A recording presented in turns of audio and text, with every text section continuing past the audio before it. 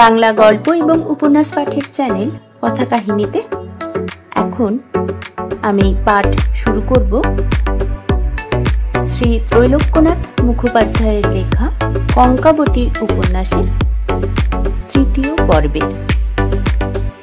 ইতিমধ্যে প্রথম এবং দ্বিতীয় পর্ব আপলোড করা হয়েছে, নিচে ডেসক্রিপশনে লিংক থেকে আপনারা শুনে নিতে পারেন। দ্বাদশ পরিচ্ছেদ, ষাঁড়েশ্বর। একবার পূজার ছুটির কিছু পূর্বে কলিকাতার পথে খেতুর সহিত ষাঁড়েশ্বরের সাক্ষাৎ হইল। ষাঁড়েশ্বর বলিলেন, খেতু, বাড়ি যাইবে কবে? আমি গাড়ি ঠিক করিয়াছি, যদি ইচ্ছা করো তো আমার গাড়িতে তুমি যাইতে পারো। খেতু উত্তর করিলেন, আমার এখনো কলেজের ছুটি হয় নাই, কবে যাইব তাহার এখনো কিছু ঠিক নাই। ষাঁড়েশ্বর জিজ্ঞাসা করিলেন, খেতু, তোমার হাতে ও কি? খেতু উত্তর করিলেন, এ একটি সিংহাসন। মা প্রতিদিন মাটির শিব গড়িয়া পূজা করেন, তাই মার জন্য একটি পাথরের শিব কিনিয়াছি।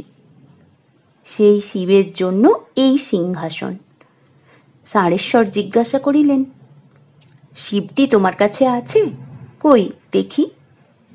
খেতু শিবটি পকেট হইতে বাহির করিয়া ষাঁড়েশ্বরের হাতে দিলেন। ষাঁড়েশ্বর বলিলেন, শিবটি পকেটে রাখিয়াছিলে, খুব ভক্তি তো তোমার। খেতু উত্তর করিলেন, শিবের তো এখনো পূজা হয় নাই, তাতে আর দোষ কি? ষাঁড়েশ্বর বলিলেন, তাই বলিতেছি। এই কথা বলিয়া ষাঁড়েশ্বর শিবটি পুনরায় খেতুর হাতে দিলেন। এ কথা সে কথাই যাইতে যাইতে ষাঁড়েশ্বর বলিলেন, এই যে পাদ্রী সাহেবের বাড়ি, পাদ্রী সাহেবের সঙ্গে তোমার তো আলাপ আছে, এসো না একবার দেখা করিয়া যাই। ষাঁড়েশ্বর ও খেতু দুইজনে পাদ্রী সাহেবের নিকট যাইলেন। পাদ্রী সাহেবের সহিত নানারূপ কথাবার্তার পর ষাঁড়েশ্বর বলিলেন, আর শুনিয়াছেন মহাশয়, মা পূজা করিবেন বলিয়া খেতু একটি পাথরের শিব কিনিয়াছেন। সেই শিবটি খেতুর পকেটে রহিয়াছে। পাদ্রী সাহেব বলিলেন, হ্যাঁ, সে কি কথা? ছি ছি খেতু, তুমি এমন কাজ করিবে তা আমি স্বপ্নেও জানিতাম না। তোমাদের জন্য যে আমরা এত স্কুল করিলাম, সে সব বৃথা হইল। বড় একজন লেখক লিখিয়াছেন যে, এই বাঙালি জাতি মিথ্যাবাদী, ফেরেবি, জালিয়াত, ভীরু, দাসের জাতি। খেতু বলিলেন, আহা, কি মধুর ধর্মের কথা আজ শুনিলাম, সর্বশরীর শীতল হইয়া গেল। ইচ্ছা করে এখনই খ্রিস্টান হই। যদি ঘরে জল থাকে তো নিয়ে আসুন, আর বিলম্ব করেন কেন? আমার মাথায় দিন, দিয়া আমাকে খ্রিস্টান করুন। বাঙালিদের উপর চারিদিক হইতে যেরূপ আপনারা সকলে মিলিয়া সুধা বর্ষণ করিতেছেন, তাতে বাঙালিদের মন খ্রিস্টীয় ধর্মামৃত রসে একেবারে ভিজিয়া গিয়াছে। দেখেন কি আর, এই সব পটপট করিয়া খ্রিস্টান হয় আর কি। আবার আমেরিকার কালা খ্রিস্টান দিগের উপর আপনাদের যেরূপ ভ্রাতৃভাব, তা যখন লোকে শুনিবে, আর আফ্রিকার নিরস্ত্র কালা আদিমি দিগের প্রতি আপনাদের যেরূপ দয়া মায়া, তা যখন লোকে জানিবে, তখন এ দেশের জনপ্রাণীও আর বাকি থাকিবে না, সব খ্রিস্টান হইয়া যাইবে। এখন সেলাম। এই কথা বলিয়া খেতু সেখান হইতে প্রস্থান করিলেন।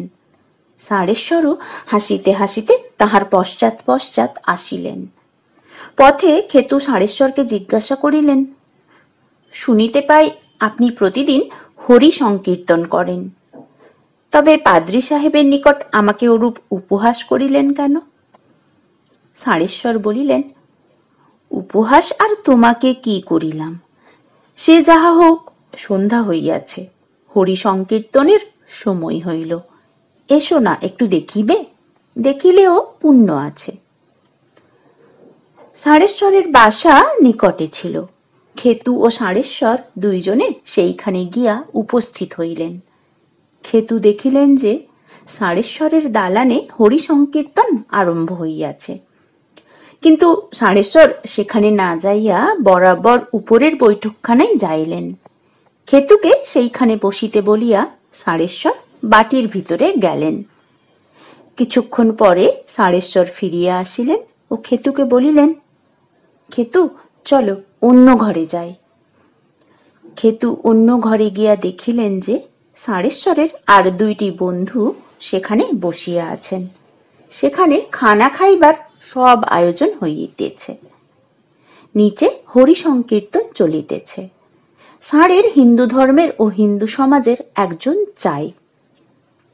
অল্পক্ষণ পরে খানা খাওয়া আরম্ভ হইল। দুইজন মুসলমান পরিবেশন করিতে লাগিল। খেতু বলিলেন, আপনারা তবে আহারাদি করুন, আমি এখন যাই। ষাঁড়েশ্বর বলিলেন, না না, একটু থাকো না, দেখো না, দেখিলেও পুণ্য আছে। এখন যা আমরা খাইতেছি ইহা মাংসের ঝোল, ইহার নাম স্যুপ, একটু স্যুপ খাইবে? খেতু বলিলেন, এ সব দ্রব্য আমি কখনো খাই নাই, আমার প্রবৃত্তি হয় না, আপনারা আহার করুন। আবার কিছুক্ষণ পরে ষাঁড়েশ্বর বলিলেন, খেতু, এখন যা খাইতেছি ইহা ভেটকি মাছ, মাছ খাইতে দোষ কি, একটু খাও না। খেতু বলিলেন, মহাশয়, আমাকে অনুরোধ করিবেন না, আপনারা আহার করুন, আমি বসিয়া থাকি। ষাঁড়েশ্বর বলিলেন, তবে না হয় এই একটু খাও, ইহা অতি উত্তম ব্রাণ্ডি। পাদ্রী সাহেবের কথায় মনে তোমার ক্লেশ হইয়া থাকিবে, একটু খাইলেই এখনই সব ভালো হইয়া যাইবে। খেতু বলিলেন, মহাশয়, জোড়হাত করিয়া বলি, আমাকে অনুরোধ করিবেন না, অনুমতি করুন, আমি বাড়ি যাই। ষাঁড়েশ্বরের একটি বন্ধু বলিলেন, তবে না হয় একটু হ্যাম আর মুরগি খাও। এ হ্যাম বিলাতি শূকরের মাংস, ইহা বিলাত হইতে আসিয়াছে। অভক্ষ গ্রাম্য শূকর, বিলাতি শূকর খাইতে কোনো দোষ নাই। আর এ মুরগিও মহাকুকুট, রাম পাখি বিশেষ, হক সাহেবের বাজার হইতে কেনা, যে সে মুরগি নয়। ষাঁড়েশ্বরের অপর বন্ধু বলিলেন, এইবার ভীর কাটলেট আসিতেছে, খেতুবাবু নিশ্চয়ই এইবার একটু খাইবেন। খানসামা এবার কি দ্রব্য আনিয়াছিল সে কথা শুনিয়া কাজ নাই। নিচে হরি সংকীর্তনের ধুম, তাহাই শ্রবণ করিয়া সকলে প্রাণ পরিতৃপ্ত করুন। কিয়ৎক্ষণ পরে দুই বন্ধুতে চুপি চুপি কি পরামর্শ করিলেন। তখন এক বন্ধু উঠিয়া গিয়া খেতুকে ধরিলেন, অপরজন খেতুর মুখে ব্রাণ্ডি ঢালিয়া দিতে চেষ্টা করিলেন। ষাঁড়েশ্বর বসিয়া বসিয়া হাসিতে লাগিলেন। খেতুর শরীরে বিলক্ষণ বল ছিল, এক এক ধাক্কায় দুইজনকেই ভূতলশালী করিলেন। তাহার পর মেজটি উল্টাইয়া ফেলিলেন। কাঁচের বাসন, কাঁচের গেলাস সম্মুখে যাহা কিছু পাইলেন আছাড় মারিয়া ভাঙ্গিয়া ফেলিলেন। এইরূপ দক্ষ যজ্ঞ করিয়া সেখান হইতে খেতু প্রস্থান করিলেন। দেখিতে দেখিতে 3 বৎসর কাটিয়া গেল। খেতুর এক্ষণে 20 বৎসর বয়স। যা কিছু পাস ছিল খেতু সব পাসগুলি দিলেন, বাহিরেরও 2-1টা পাস দিলেন। শীঘ্র একটি উচ্চ পদ পাইবেন খেতু এরূপ আশা পাইলেন। রামহরি ও রামহরির স্ত্রী ভাবিলেন যে এক্ষণে খেতুর বিবাহ দিতে হইবে। দিন স্থির করিবার নিমিত্ত তাহারা খেতুর মাকে পত্র লিখিলেন। পত্রের প্রত্যুত্তরে খেতুর মা অন্যান্য কথা বলিয়া অবশেষে বলিলেন, তনুরাইকে বিবাহের কথা কিছু বলিতে পারি নাই, আজকাল সে বড়ই ব্যস্ত, তাহার দেখা পাওয়া ভার। জনার্দন চৌধুরীর স্ত্রী বিয়োগ হইয়াছে। জনার্দন চৌধুরীর স্ত্রীর ধন্য কপাল, পুত্র পৌত্র দৌহিত্র চারিদিকে জাজ্জল্যমান রাখিয়া অশীতিপর স্বামীর কোলে তাহার মৃত্যু হইয়াছে। ইহার চেয়ে স্ত্রীলোকের পুণ্যবল আর কি হইতে পারে। যখন তাহাকে ঘাটে লইয়া যায়, তখন আমি দেখিতে গিয়াছিলাম। সকলে এক মাথা সিন্দুর দিয়া দিয়াছে, আর ভালো একখানি কস্তা পেড়ে কাপড় পরাইয়া দিয়াছে। আহা, তখন কি শোভা হইয়াছিল! যাহা হোক, তনু রায়ের একটু অবসর হইলে আমি তাহাকে বিবাহের কথা বলিব। কিছুদিন পরে খেতুর মা রামহরিকে আরেকখানি পত্র লিখিলেন। তাহার মর্ম এই: বড় ভয়ানক কথা শুনিতেছি। তনু রায়ের কথা ঠিক নাই, তাহার দয়া মায়া নাই, তাহার ধর্মাধর্ম জ্ঞান নাই। শুনিতেছি সে নাকি জনার্দন চৌধুরীর সহিত কঙ্কাবতীর বিবাহ দিবে। কি ভয়ানক কথা! আর জনার্দন চৌধুরীও পাগল হইয়াছেন নাকি? পুত্র পৌত্র দৌহিত্র চারিদিকে বর্তমান, বয়সের গাছ পাথর নাই, চলিতে ঠকঠক করিয়া কাঁপে, ঘাটের মরা। আর আবার এ কুবুদ্ধি কেন? বিষয় থাকিলে টাকা থাকিলে এরূপ করিতে হয় নাকি? তিনি বড় মানুষ, জমিদার, না হয় রাজা, তা বলিয়া কি একেবারে বিবেচনা শূন্য হইতে হয়? বৃদ্ধ মনে ভাবে না যে মৃত্যু সন্নিকট? যেরূপ তাহার অবস্থা, তাহাতে আর কয়দিন? লাঠি না ধরিয়া একটি পা চলিতে পারেন না। কি ভয়ানক কথা! আর তনুরাই কি দুধের বাছা কঙ্কাবতীকে কি করিয়া এই অশীতিপর বৃদ্ধের হাতে সমর্পণ করিবে? কঙ্কাবতীর কপালে কি শেষে এই ছিল? সেই মধুমাখা মুখখানি মনে করিলে বুক ফাটিয়া যায়। শুনিতে পাই কঙ্কাবতীর মা নাকি রাত্রি দিন কাঁদিতেছেন। আমি ডাকিতে পাঠাইয়াছিলাম, কিন্তু আসেন নাই। বলিয়া পাঠাইলেন যে দিদির কাছে আর মুখ দেখায় না, এই কালা মুখ লোকের কাছে আর বাহির করিব না। এই বিবাহের কথা শুনিয়া আমার বুক ফাটিয়া যাইতেছে। আহা, তাহার মার প্রাণ, কতই না তিনি কাতর হইয়া থাকিবেন। এই চিঠিখানি পাইয়া রামহরি খেতুকে দেখাইলেন। খেতু বলিলেন, দাদা মহাশয়, আমি এইক্ষণে দেশে যাইব। রামহরি বলিলেন, জনার্দন চৌধুরী বড়লোক, তুমি সহায়হীন বালক, তুমি দেশে গিয়া কি করিবে? খেতু বলিলেন, আমি কিছু করিতে পারিব না সত্য, তথাপি নিশ্চিন্ত থাকা উচিত নয়।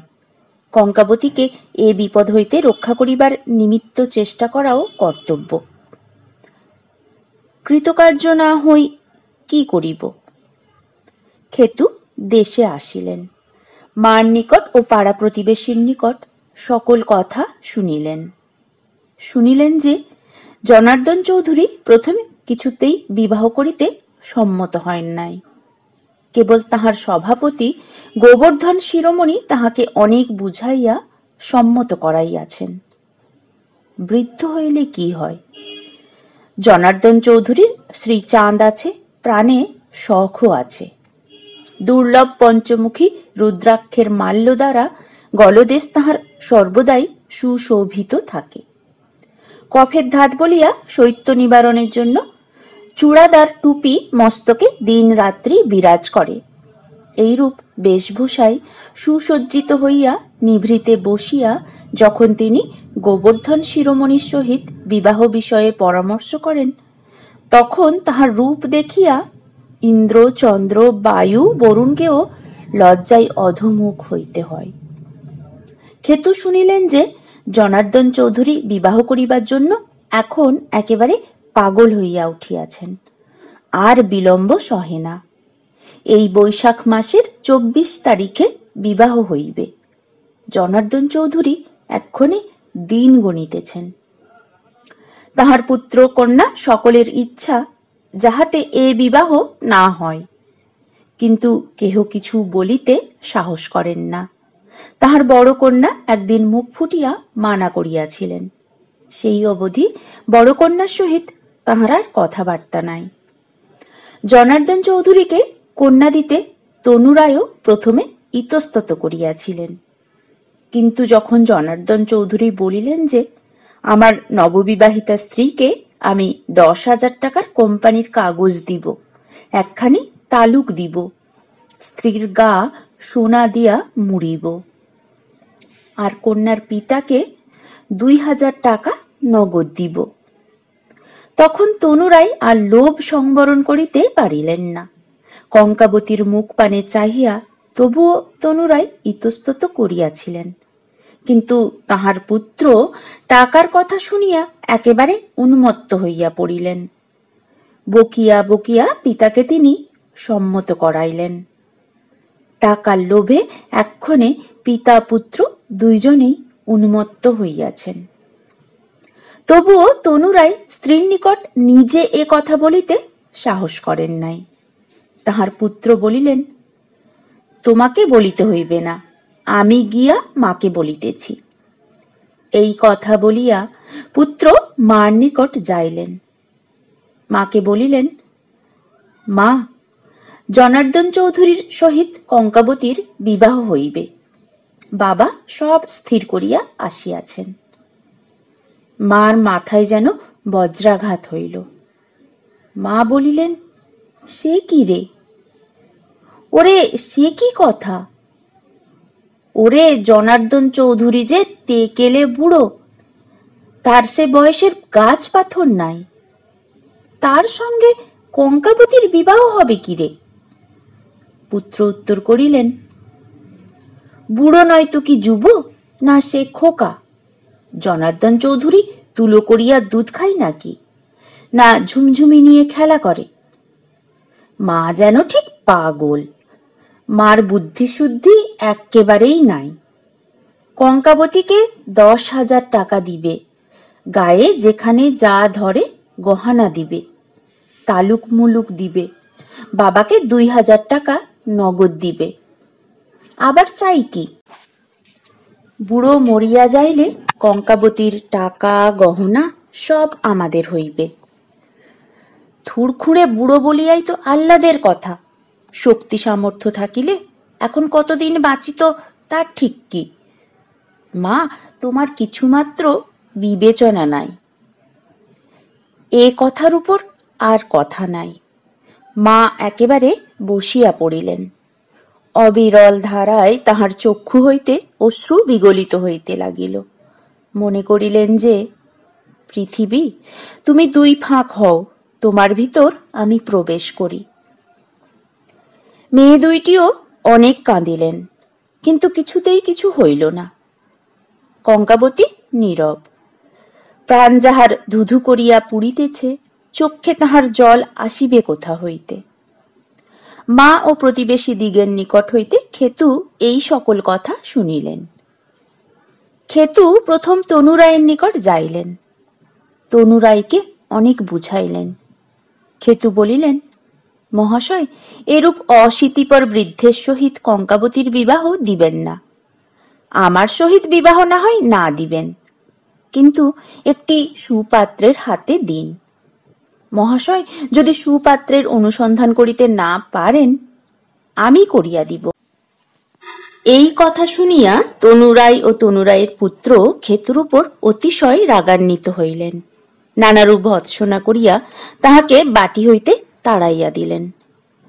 নিরঞ্জনকে সঙ্গে করিয়া খেতু তাহার পর জনার্দন চৌধুরীর নিকট গমন করিলেন। হাত জোড় করিয়া অতি বিনীতভাবে জনার্দন চৌধুরীকে বিবাহ করিতে নিষেধ করিলেন। প্রথমত জনার্দন চৌধুরী সে কথা হাসিয়া উড়াইয়া দিলেন।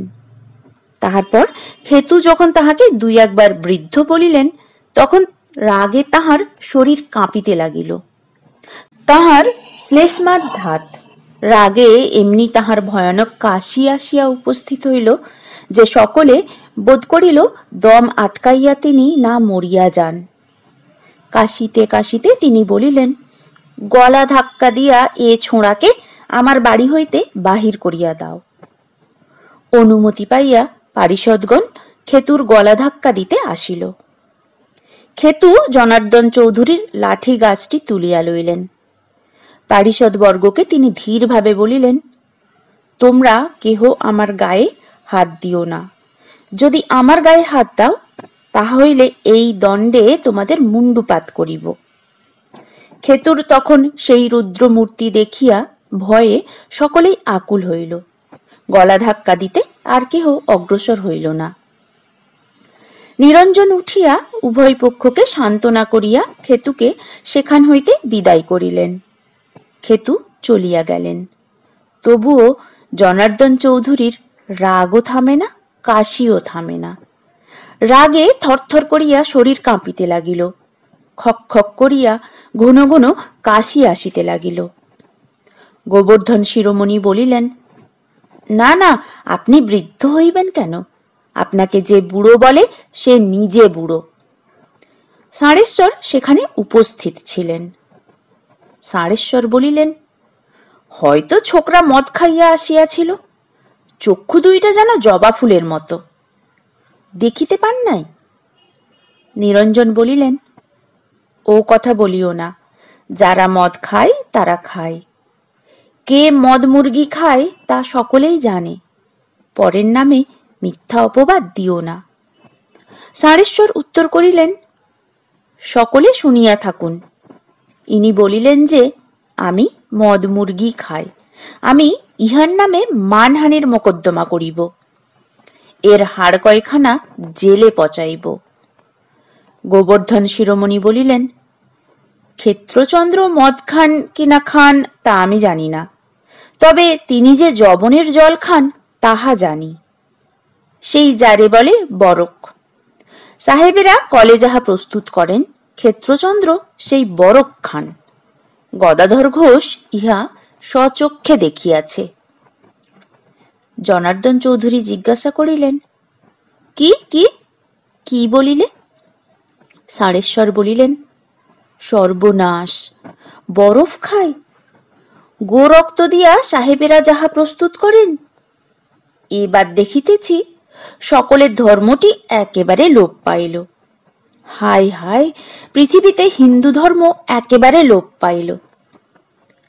নিরঞ্জন বলিলেন, ষাঁড়েশ্বর বাবু, একবার মনে করিয়া দেখো, খেতুর বাপ তোমার কত উপকার করিয়াছেন। খেতুর অপকার করিতে চেষ্টা করিও না। জনার্দন চৌধুরী বলিলেন, ও সব বাজে কথা এখন তোমার রাখো, গদাধর ঘোষকে ডাকিতে পাঠাও। গদাধর ঘোষকে ডাকিতে লোক দৌড়িল। ত্রয়োদশ পরিচ্ছেদ। গদাধর সংবাদ। গদাধর ঘোষ আসিয়া উপস্থিত হইল। চৌধুরী মহাশয়কে কৃতাঞ্জলি পুটে নমস্কার করিয়া অতি দূরে সে মাটিতে বসিল। চৌধুরী মহাশয় বলিলেন, কেমন হে গদাধর, এ কি কথা শুনিতে পাই? শিবচন্দ্রের ছেলেটা ওই খেতা কি খাইয়াছিল? তুমি কি দেখিয়াছিলে, কি শুনিয়াছিলে? তাহার সহিত তোমার কি কথাবার্তা হইয়াছিল? সমুদয় বলো, কোনো বিষয় গোপন করিও না। গদাধর বলিল, আর বৎসর আমি কলিকাতায় গিয়েছিলাম। কোথায় থাকি, তাই রামহরির বাসায় গিয়াছিলাম। সন্ধেবেলা বাহিরের ঘরে বসিয়া আছি, এমন সময় এক মিনসে হাঁড়ি মাথায় করিয়া পথ দিয়া কি শব্দ করিতে করিতে যাইতেছিল। সেই শব্দ শুনিয়া রামহরি বাবুর ছেলেটি বাটির ভিতর হইতে ছুটিয়া আসিল, আর খেতুকে বলিল, কাকা কাকা, কুলফি যাইতেছে, আমাকে কিনিয়া দাও। খেতু তাহাকে 2 পয়সার কিনিয়া দিলেন। আমি বলিলাম, না দাদা ঠাকুর, আমি কুলফি খাই না। রামহরি বাবুর ছেলে খেতুকে বলিল, কাকা তুমি খাইবে না? খেতু বলিলেন, না, আমার পিপাসা পাইয়াছে, ইহাতে পিপাসা ভাঙে না, আমি কাঁচা বরফ খাইব। এই কথা বলিয়া খেতু বাহিরে যাইলেন। কিছুক্ষণ পরে একটি সাদা ধবধবে কাঁচের মতো ঢিল গামছায় বাঁধিয়া বাটি আসিলেন। সেই ঢিলটি ভাঙিয়া জলে দিলেন, সেই জল খাইতে লাগিলেন। আমি জিজ্ঞাসা করিলাম, দাদা ঠাকুর, ও কি? খেতু বলিলেন, ইহার নাম বরক। এই গ্রীষ্মকালের দিনে যখন বড় পিপাসা হয়, তখন ইহা জলে দিলে জল শীতল হয়। আমি জিজ্ঞাসা করিলাম, দাদা ঠাকুর, সকল কাঁচ কি জলে দিলে জল শীতল হয়? খেতু উত্তর করিলেন, এ কাঁচ নয়, এ বরক। জল জমিয়া ইহা প্রস্তুত হয়। ইহা জল, নদীতে যে জল দেখিতে পাও, ইহাও তাই, জমিয়া গিয়াছে এই মাত্র। আকাশ হইতে যে শিল পড়ে, বরক তাহাই। সাহেবেরা বরক কলে প্রস্তুত করেন। একটু হাতে করিয়া দেখো দেখি। এই বলিয়া আমার হাতে একটুখানি দিলেন। হাতে রাখিতে না রাখিতে আমার হাত যেন করাত দিয়া কাটিতে লাগিল। আমি হাতে রাখিতে পারিলাম না, আমি ফেলিয়া দিলাম। তাহার পর খেতু বলিলেন, গদাধর, একটু খাইয়া দেখো না, ইহাতে কোনো দোষ নাই। আমি বলিলাম, না দাদা ঠাকুর, তোমরা ইংরেজি পড়িয়াছ, তোমাদের সব খাইতে আছে, তাহাতে কোনো দোষ হয় না। আমি ইংরেজি পড়ি নাই। সাহেবেরা যে দ্রব্য কলে প্রস্তুত করেন, সেই দ্রব্য খাইলে আমাদের অধর্ম হয়, আমাদের জাতি যায়। চৌধুরী মহাশয়কে সম্বোধন করিয়া গদাধর বলিল, ধর্মাবতার, আমি যাহা দেখিয়াছিলাম তাহা আপনাকে বলিলাম। তারপর খেতু আমাকে অনেক সেকালের কথা জিজ্ঞাসা করিলেন। অনেক সেকালের কথা হইল, সে বিষয় এখানে আর বলিবার আবশ্যক নাই। জনার্দন চৌধুরী বলিলেন, না না, কি কথা হইয়াছিল তুমি সমুদায় বলো, কোনো কথা গোপন করিবে না। গোবর্ধন শিরোমণিকে সম্বোধন করিয়া গদাধর বলিল, শিরোমণি মহাশয়, সেই গরদওয়ালা ব্রাহ্মণের কথা গো। শিরোমণি বলিলেন, সে বাজে কথা, সে কথা আর তোমাকে বলিতে হইবে না।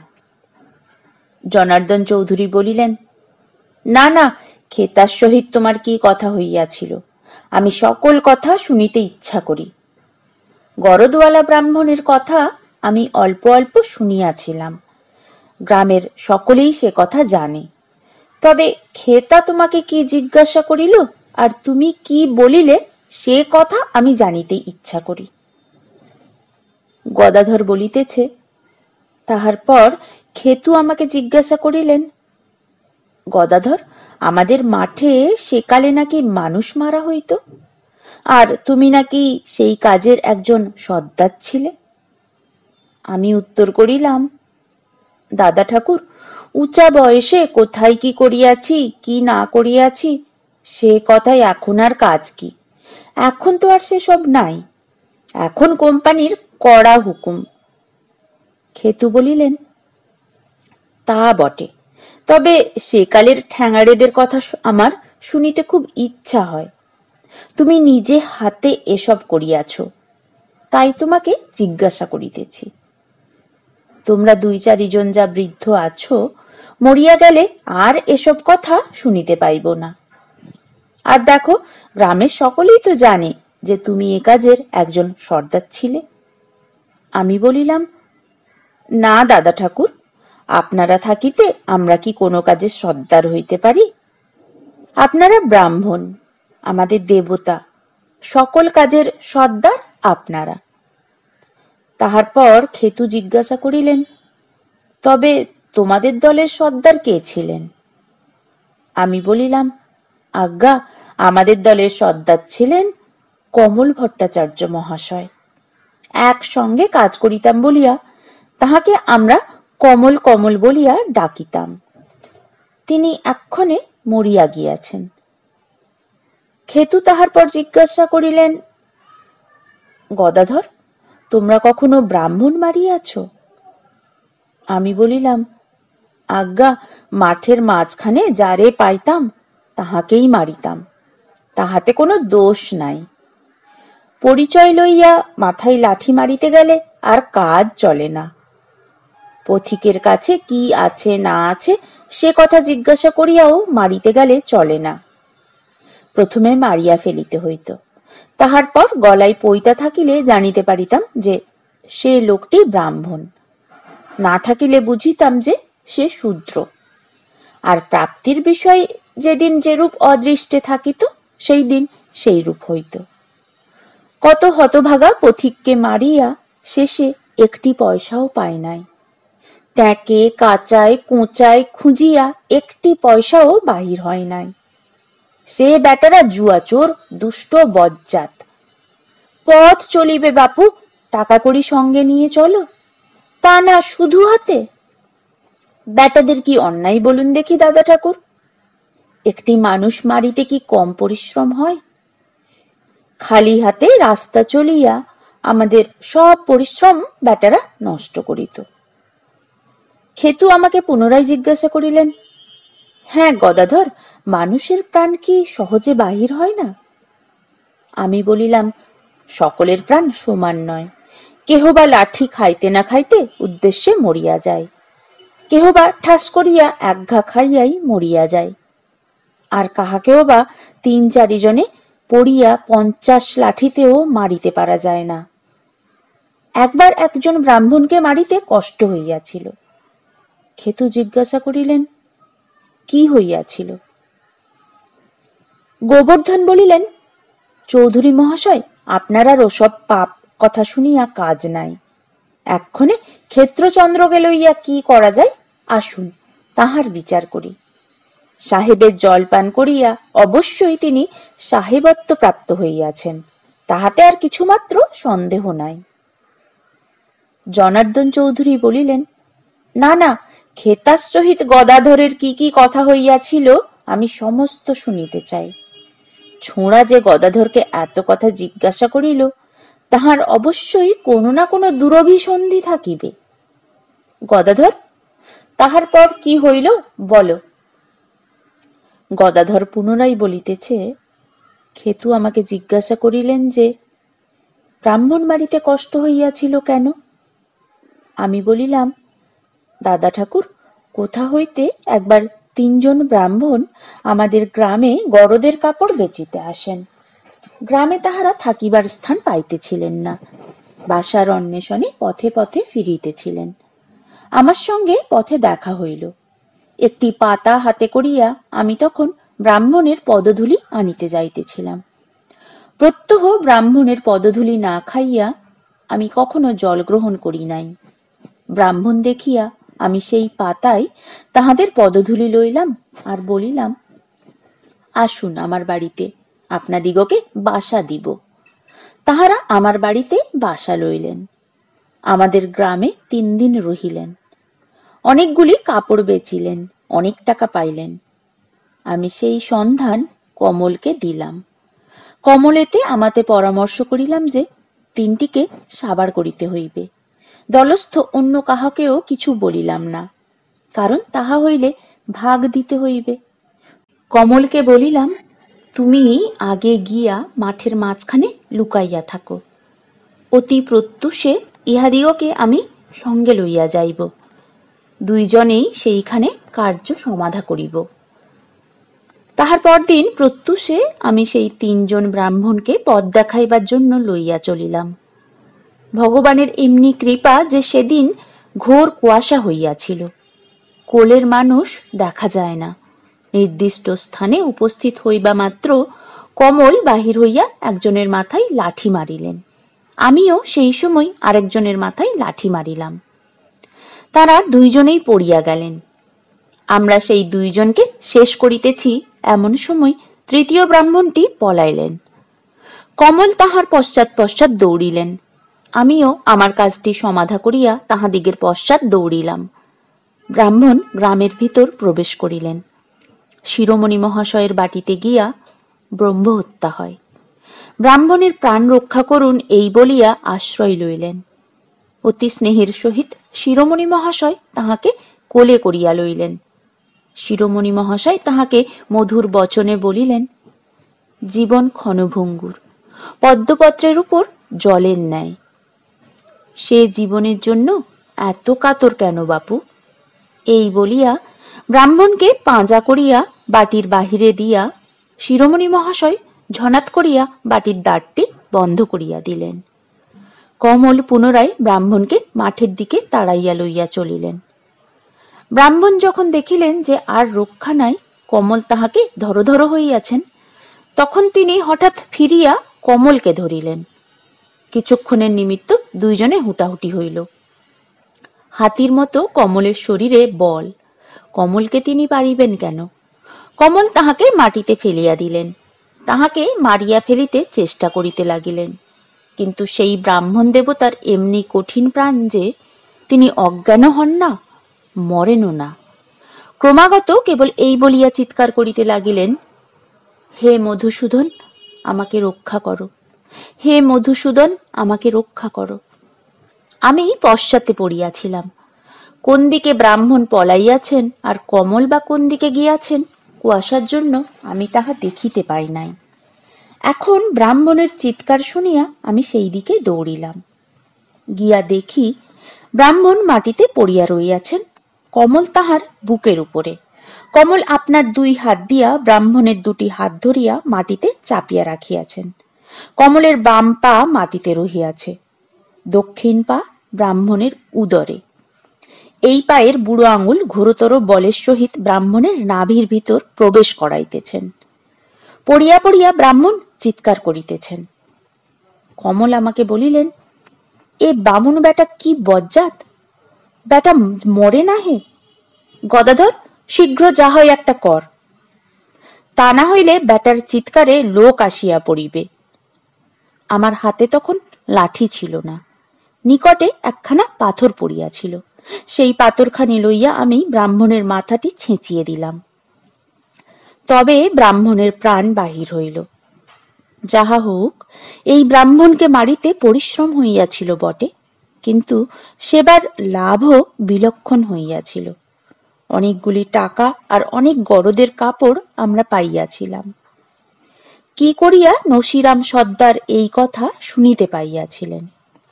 নসিরাম ভাগ চাহিলেন। আমরা বলিলাম, এ কাজে তোমাকে কিছু করিতে হয় নাই, তোমাকে আমরা ভাগ দিব কেন? কথায় কথায় কমলের সহিত নসিরামের ঘোরতর বিবাদ হইয়া উঠিল। ক্রমে মারামারি হইবার উপক্রম হইল। কমল পৈতা ছিঁড়িয়া নসিরামকে শাপ দিলেন। কমল ভট্টাচার্য ব্রাহ্মণ, সাক্ষাৎ অগ্নিরূপ, শিষ্য যজমান আছে, সেরূপ ব্রাহ্মণের অভিশাপ ব্যর্থ হইবার নহে। 5-7 বৎসরের মধ্যে মুখে রক্ত উঠিয়া নসিরাম মরিয়া গেল। যাহা হোক, সেই সব কাপড় হইতে একজোড়া ভালো গরদের কাপড় আমরা শিরোমণি মহাশয়কে দিয়াছিলাম।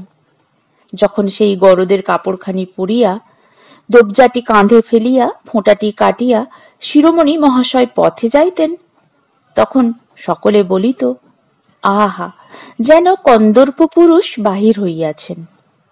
বয়সকালে শিরোমণি মহাশয়ের রূপ দেখে কে না? শিরোমণি মহাশয়? শিরোমণি মহাশয় বলিলেন, গদাধর, গদাধর, তোমার এরূপ বাক্য বলা উচিত নয়। তুমি যাহা বলিতেছ তাহার আমি কিছু জানি না। পীড়াশিড়াই তোমার বুদ্ধি লোপ হইয়াছে।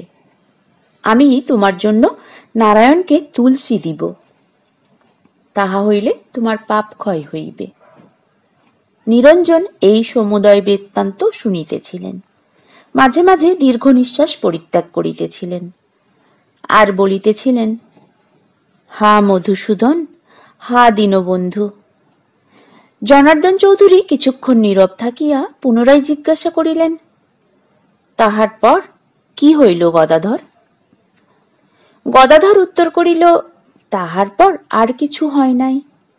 খেতু অনেকক্ষণ চুপ করিয়া থাকিয়া অন্যমনস্কভাবে আমাকে পুনরায় জিজ্ঞাসা করিলেন, একটু বরফ খাবে গদাধর? আমি বলিলাম, না দাদা ঠাকুর, আমি বরফ খাইব না। বরফ খাইলে আমার অধর্ম হইবে, আমার জাতি যাইবে। জনার্দন চৌধুরী বলিলেন, তবে তুমি নিশ্চয়ই বলিতেছ যে খেতু বরফ খাইয়াছে? গদাধর উত্তর করিল, আজ্ঞা হাঁ ধর্মাবতার, আমি তাহা স্বচক্ষে দেখিয়াছি। আপনি ব্রাহ্মণ, আপনার পায়ে হাত দিয়া আমি দিব্য করিতে পারি। চতুর্দশ পরিচ্ছেদ। বিকার। গদাধরের মুখে সকল কথা শুনিয়া জনার্দন চৌধুরী তখন তনুরাই প্রভৃতি গ্রামের লোকদিগকে ডাকিতে পাঠাইলেন। সকলে আসিয়া উপস্থিত হইল। জনার্দন চৌধুরী বলিলেন, আজ আমি ঘোর সর্বনাশের কথা শুনিলাম। জাতি, কুল, ধর্ম, কর্ম সর্ব লোপ হইতে বসিল। পিতা পিতামহদিগকে যে এক গণ্ডূষ জল দিব তাহারও উপায় রহিল না। ঘোর কলি উপস্থিত। সকলে জিজ্ঞাসা করিলেন, কি হইয়াছে মহাশয়? জনার্দন চৌধুরী উত্তর করিলেন, শিবচন্দ্রের পুত্র ওই যে খেতা কলিকাতায় রামহরির বাসায় থাকিয়া ইংরেজি পড়ে। সে বরফ খায়।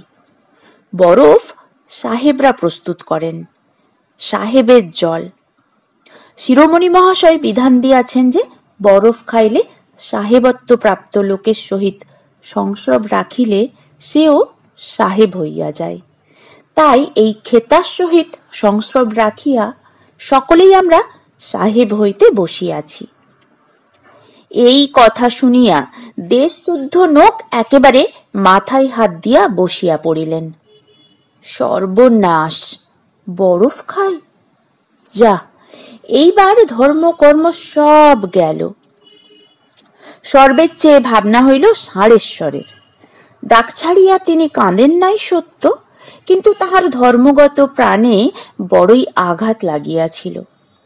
কত যে তিনি হাই হাই করিলেন তাহার কথা কি আর বলিব। যাহা হোক, সর্ববাদী সম্মত হইয়া খেতুকে এক ঘরে করা স্থির হইল। নিরঞ্জন কেবল ওই কথায় সাই দিলেন না। আমরা না হয় দু ঘরে হইয়া থাকিব। নিরঞ্জন আরো বলিলেন, চৌধুরী মহাশয়, আজ প্রাতঃকাল হইতে যাহা দেখিলাম, যাহা শুনিলাম, তাহাতে বুঝিতেছি যে ঘোর কলি উপস্থিত। নিদারুণ নরহত্যার, ব্রহ্মহত্যার কথা শুনিলাম। চৌধুরী মহাশয়, আপনি প্রাচীন, বিজ্ঞ, লক্ষ্মীর বরপুত্র। বিধাতা আপনার প্রতি সুপ্রসন্ন। এ কুচক্র আপনাকে শোভা পায় না। লোককে জাতিচ্যুত করাই কিছুমাত্র পৌরুষ নাই। পতিতকে উদ্ধার করাই মানুষের ধর্ম। বিষ্ণু ভগবান পতিতকে উদ্ধার করেন বলিয়াই তাহার নাম পতিত পাবন হইয়াছে। পৃথিবীতে সজ্জনকুল সেই পতিত পাবনের প্রতিরূপ। এই ষাঁড়েশ্বরের মতো সুরাপানে আর অভক্ষ ভক্ষণে যাহারা উন্মত্ত, এই তনুরায়ের মতো যাহাদিগের অপত্য বিক্রয়জনিত শুষ্ক গ্রহণে মানুষ কলুষিত, এই গোবর্ধনের মতো যাহারা ব্রহ্মহত্যা মহাপাতকে পতিত, সেই গলিত নরকীটেরা ধর্মের মর্ম কি জানিবে? এই বলিয়া নিরঞ্জন সেখান হইতে প্রস্থান করিলেন। নিরঞ্জন চলিয়া যাইলে গোবর্ধন শিরোমণি বলিলেন, ষাঁড়েশ্বর বাবাজিকে ইনি গালি দিলেন। ষাঁড়েশ্বর বাবাজি বীর পুরুষ। ষাঁড়েশ্বর বাবাজিকে অপমান করিয়া এ গ্রামে আবার কে বাস করিতে পারে?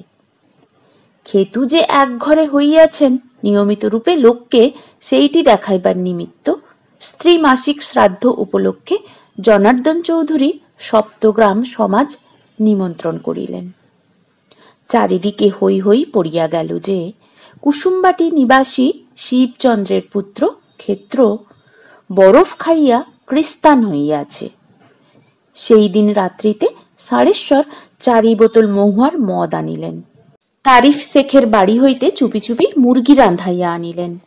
5 ইয়ার জুটিয়া পরম সুখে পান ভোজন হইল। একবার কেবল এই সুখে ব্যাঘাত হইবার উপক্রম হইয়াছিল। খাইতে খাইতে ষাঁড়েশ্বরের মনে উদয় হইল যে তারিফ শেখ হয়তো মুরগির সহিত বরফ মিশ্রিত করিয়াছে। তাই তিনি হাত তুলিয়া লইলেন আর বলিলেন, আমার খাওয়া হইল না। বরফ মিশ্রিত মুরগি খাইয়া শেষে কি জাতিটি খোয়াইব? সকলে অনেক বুঝাইলেন যে মুরগি বরফ দিয়া রান্না হয় নাই। তবে তিনি পুনরায় আহারে প্রবৃত্ত হইলেন। পান ভোজনের পর নিরঞ্জনের বাটিতে সকলে গিয়া ঢিল ও গোহাড় ফেলিতে লাগিলেন। এইরূপ ক্রমাগত প্রতি রাত্রিতে নিরঞ্জনের বাটিতে ঢিল ও গোহাড় পড়িতে লাগিল। আর সহ্য করিতে না পারিয়া নিরঞ্জন ও তাহার স্ত্রী কাঁদিতে কাঁদিতে পৈতৃক বাস্তুভূমি পরিত্যাগ করিয়া অন্য গ্রামে চলিয়া গেলেন। খেতু বলিলেন, কাকা মহাশয়, আপনি চলুন, আমিও এ গ্রাম হইতে শীঘ্র উঠিয়া যাইব। খেতুর মার নিকট যে ঝি ছিল সে ঝিটি ছাড়িয়া গেল। সে বলিল, মা ঠাকুরানী, আমি আর তোমার কাছে কি করিয়া থাকি? 5 জনে তাহা হইলে আমার হাতে জল খাইবে না। আরো নানা বিষয়ে খেতুর মা উৎপীড়িত হইলেন। খেতুর মা ঘাটে স্নান করিতে যাইলে পাড়ার স্ত্রীলোকেরা দূরে দূরে থাকেন, পাছে খেতুর মা তাহাদিগকে ছুঁইয়া ফেলেন।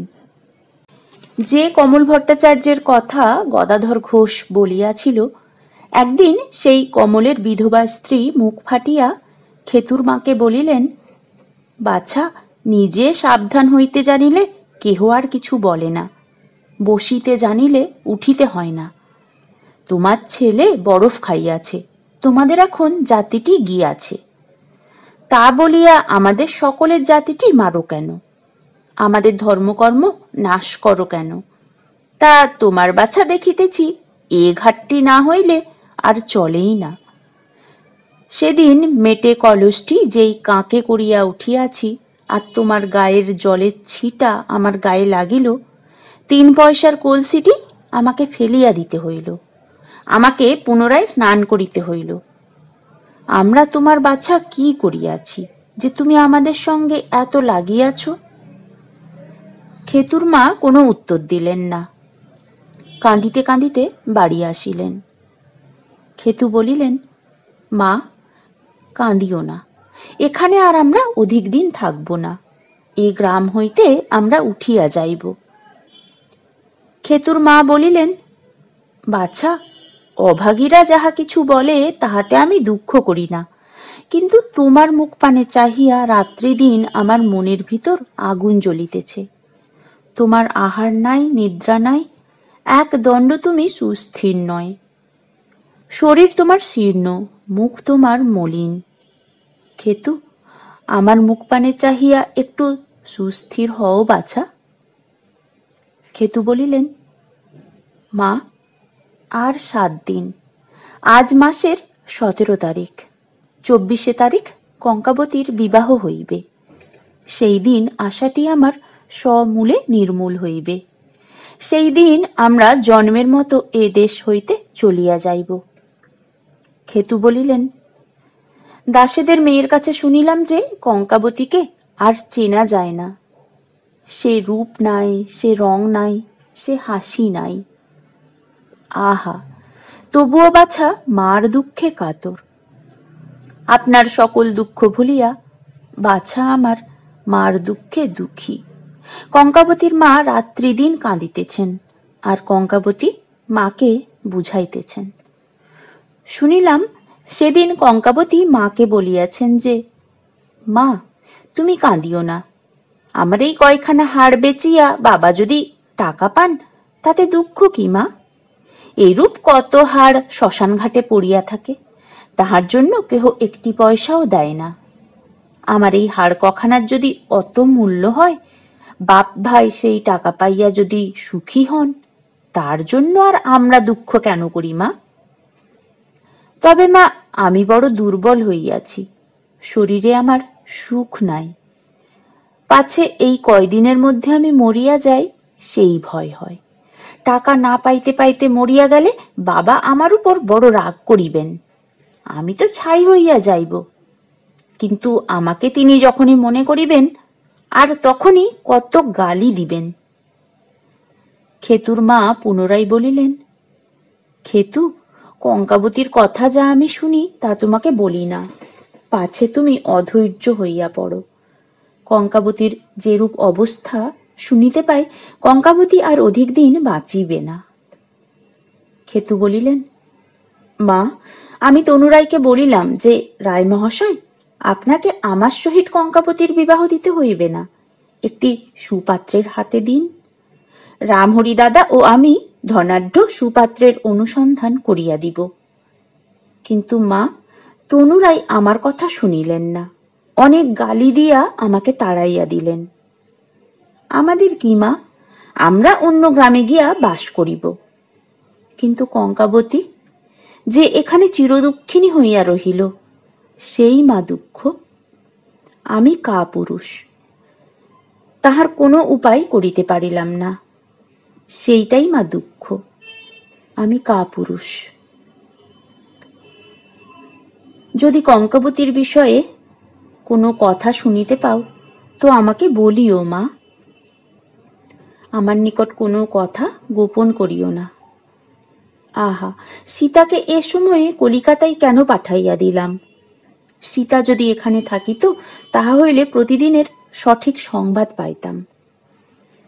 খেতুর মা তারপর দিন খেতুকে বলিলেন, আজ শুনিলাম কঙ্কাবতীর বড় জ্বর হইয়াছে।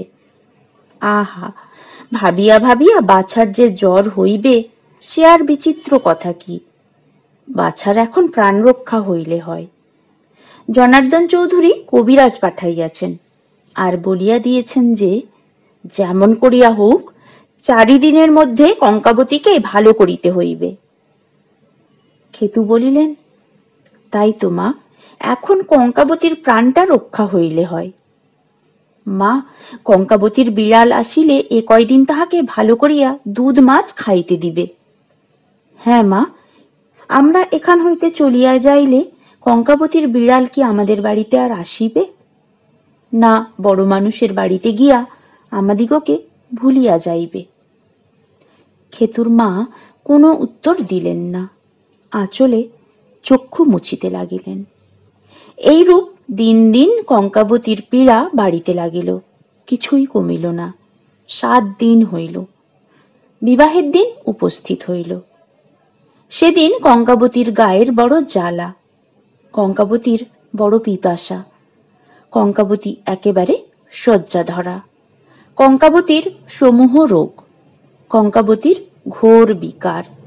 কঙ্কাবতীর জ্ঞান নাই, সংজ্ঞা নাই, লোক চিনিতে পারেন না। কঙ্কাবতী এখন যা তখন যা। শ্রী ত্রৈলোক্যনাথ মুখোপাধ্যায়ের লেখা কঙ্কাবতী উপন্যাসের 3য় পর্বের পাঠ এখানেই শেষ হলো। পরের অডিওতে 2য় ভাগ নিয়ে ফিরে আসব। সঙ্গে থাকুন। ধন্যবাদ।